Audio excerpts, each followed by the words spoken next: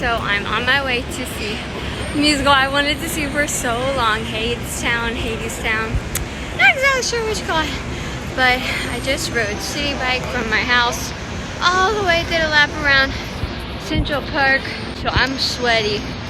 This glisten is sweat. Don't be fooled. It's not no like makeup spray to make you look whatever the people doing these days, whatever the kids doing to make them faces glow. This is just natural, hard-won sweat. What was I gonna say? Oh, before I left my house, I had my phone in my back pocket because I don't like to bring no bags for nothing. But I had a bike here, so I need both my hands free. I don't like carrying a bag, I tell you. So I put my phone in my butt pocket, which I don't really do often. I took my shorts off to go to the bathroom, and when I stood up to put my pants back on, my phone goes right into that toilet water. But the sound is being kind of funky, cause I dropped my phone in the toilet. I don't like to get nowhere early, so of course I'm moving my butt quickly to the theater. Wait for me, I'm coming. Nuts for nuts cards. I love the smell, I love the taste, I love the texture, I love it all.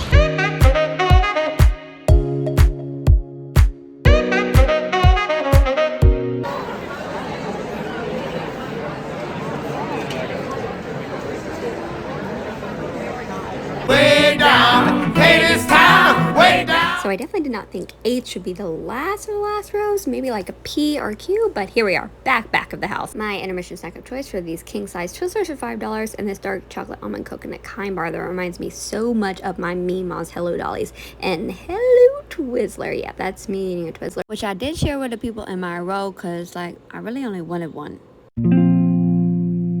King of shadows, king of shades, Hades was king.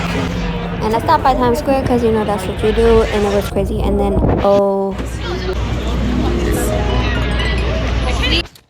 Okay, so just put on my nice loungy bed clothes. I literally wear these every night. It's fine. I have to take off my makeup, but the musical, there was a line that I loved. I'm not exactly sure if I recall now. But the words that stuck out to me, it was like back to pleasure, back to youth. And those words just really, it made me cry. And I'll probably cry now, yeah. What I felt was my spirit also like needing and desiring that youth, that playfulness, that pleasure, just like the pure joy and delight, childlike, like just that everything's new and everything's just to be delighted in and explored. And that's so something I'm so yearning for in my life. And since Edward died, I haven't, it's just been really hard.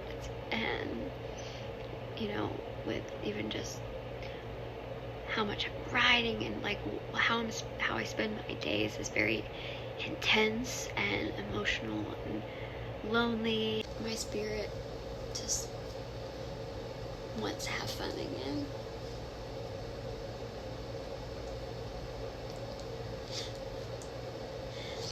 And that part of me that was so alive before Edward died. And that part of me is like such a fundamental part. That's who just loves to play and is so youthful and delights in pleasure and just sees the world from this lens of curiosity and wonder, and just for a minute not take everything so seriously. And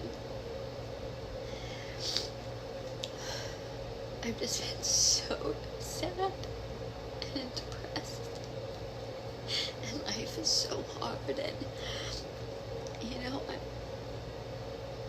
I do love getting into those emotions and meeting people and joining with one another and shared suffering, and like there's something really important and beautiful about that. But this youthful little girl,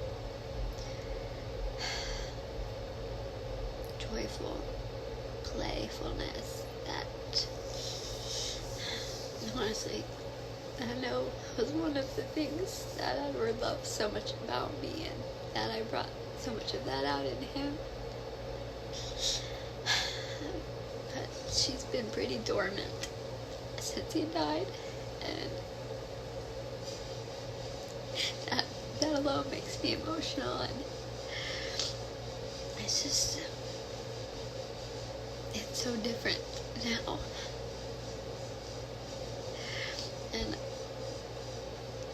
I'm taking steps, I guess, to pursue letting that part get to really be. But I don't know. She's been changed too, you know? And so I don't really know what that means or what that necessarily looks like in the future. Stuff for another video, I guess. Surely.